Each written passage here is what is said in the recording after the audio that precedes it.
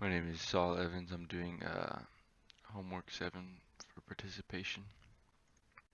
Um, so this is the MATLAB code, and we're going to start by assigning values for delta T, D, lambda, Q, A, and L. We incorporate our boundary conditions for the temperature. We're going to make the 4x1 vector to store values for each of the elements, for each of the lengths, the conductivity, external heat values for each element. And we're going to assign increment parameters for finite differences in time. And so we're going to have the user input that for the total time and the increment. We're going to create an FEA solution using nodes. So we're going to get the input number of nodes. We're going to assign a value for the number of elements. We're going to use that value to create the element length. And then I added an extra variable just in case I need to use the length twice. So I'm gonna ask the user for uniform temperature values and the fixed temperature values at the end, the right end. I'm gonna initialize my global stiffness matrix just as a matrix of zeros, and for F a column of zeros. I'm gonna assign the capacitance matrix, and so I'm gonna get from the user if it's lumped or consistent. And so here I have if it's consistent, I'm gonna create that matrix. If it's lumped, I'm gonna create the matrix here. Slightly different based on the element length, how we're dividing it. I'm gonna gather the FDM parameter from the user. So I have a couple options here. We're gonna assign that value to the data based on whatever the parameter is. I'm gonna gather the heatsink or source data from the user. And so after I gather if it's a sink or source or not, I'm going to gather the values. If it's a sink, for the watts. If it's a source, gather the values of watts for the source.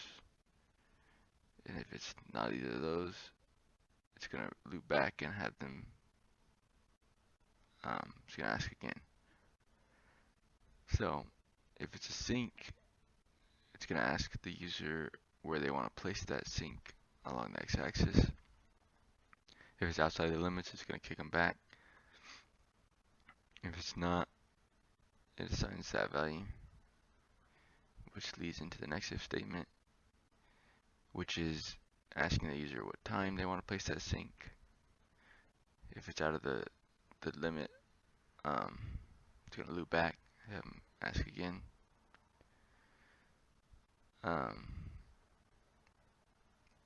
If it's a source, it's going to ask them where they want to place the source on the x-axis. If it's outside the limits, it's going to loop back again. It's going to ask what time they want the source. And again, if it's out of that limit, it's going to loop back. So we're going to initialize this variable, and we're going to start a loop to sum the element contributions for global matrices. So we need to find out what section the element belongs to. We're going to have a special case if it's 5 nodes, because that's what we're going based off of on the example.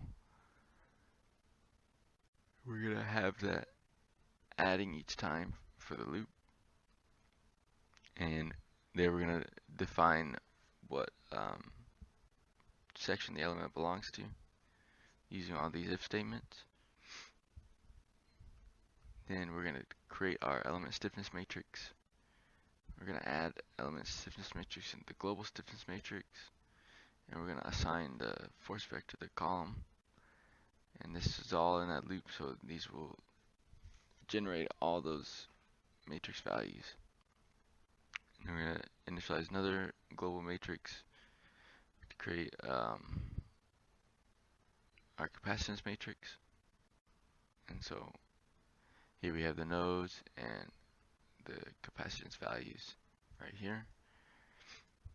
And with that, we're going to create our figure. For our initial condition for temperature values, you can create another for loop. And here we're going to have those values here. So we'll be able to generate that. If there's any known temperatures at previous times, we're going to have those inserted there. So if the temperature value is 0, it's 0 at all nodes, so we added that. And if it's not, then we have previous temperature values being inserted there. We're going to assign the boundary conditions with the point source at the left. Assign the matrices for A and P. So here's A matrix, here's P matrix. Then we're going to assign the F vector. F is a constant, so that's why these are just hard set to equals F. And then we're going to have our F star value calculated there. We're going to create the inverse of the A matrix so we can solve for the temperature at time B. And here's a formula for that. We're going to add the X at H condition, and that's going to be there. This is all in that for loop, by the way. And then we're going to add our nodal solution. And here we use that extra variable we created up at the top, just in case the original element length was reassigned. And then we're going to go ahead and plot all of that. So if we go ahead and run it, total time, we're going to use, let me see what I used.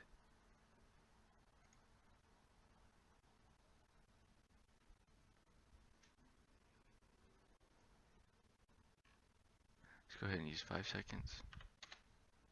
The time increment, we're going to use half a second. For the nodes, we're going to use 20 nodes. Initial uniform temperature, I'm going to put 0 in there. The fixed temperature at L, I'm going to use assume an insulated in, so that's also going to be 0.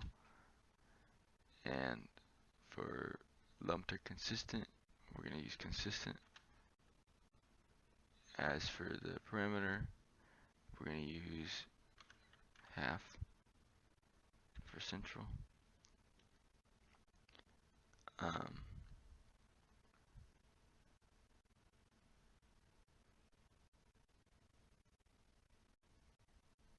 I'm going to go with a sink.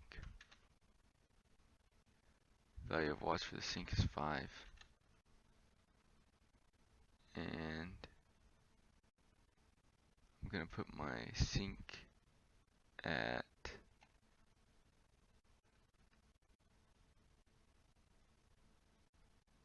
4 meters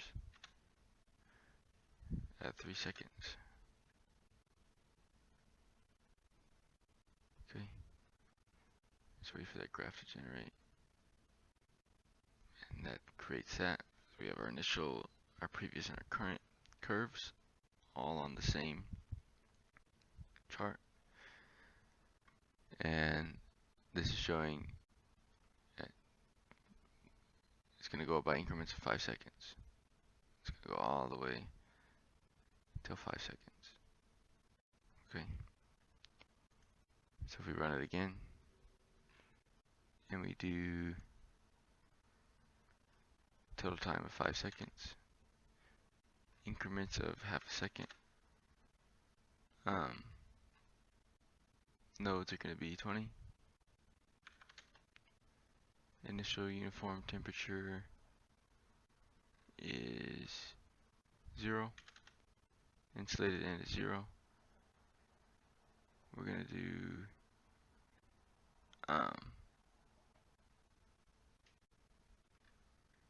consistent. Parameter, we're going to do central.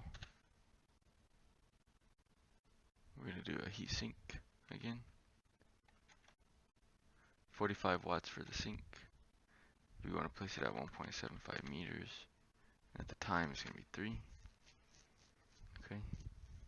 So it's going to be incrementing. Then at 3 seconds, that sink's going to be applied. And it's going to slow down. Okay. We're going to run it again.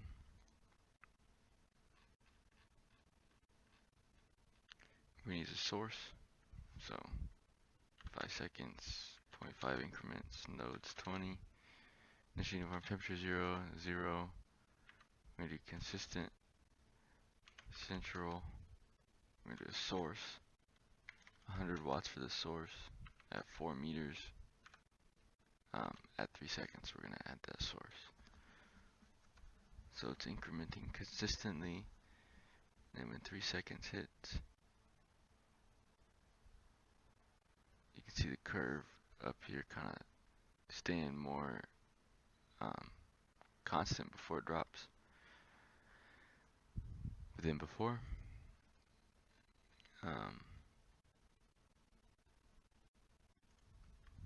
So we do total time as 5 seconds. Increment is 0.5, 20 nodes, 0, 0. Consistent, half. We're not going to use a source or a sink this time.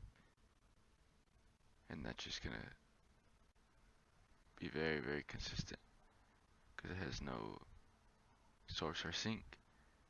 So it's going to go up constantly.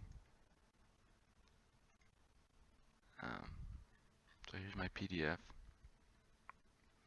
Here's we chose 20 nodes, 5 seconds, half a second intervals.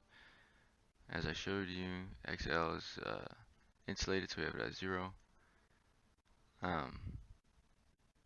User theta value is half, and we use 0 degrees as our initial uniform temperature. Alright, so here are just some of the graphs from what I've shown.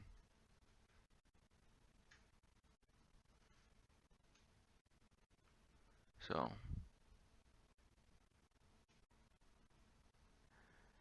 observing all these different profiles.